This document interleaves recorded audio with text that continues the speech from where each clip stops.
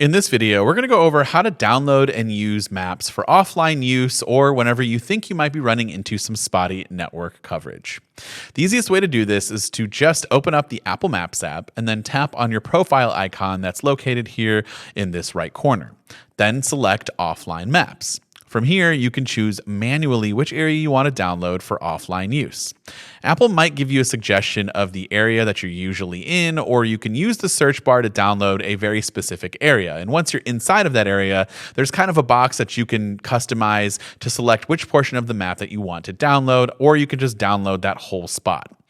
Once you've selected the area you wish to download, simply tap the download button. And after the maps have been downloaded, you'll receive a notification letting you know that it's available.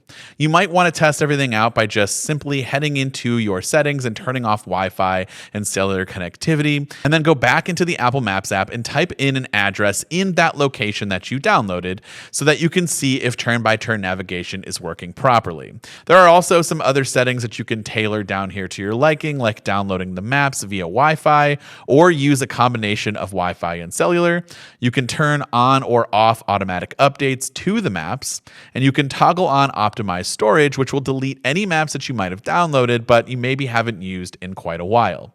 Or you can toggle on the ability to only use and see downloaded maps inside of the Maps app, regardless of whether or not you have internet connection.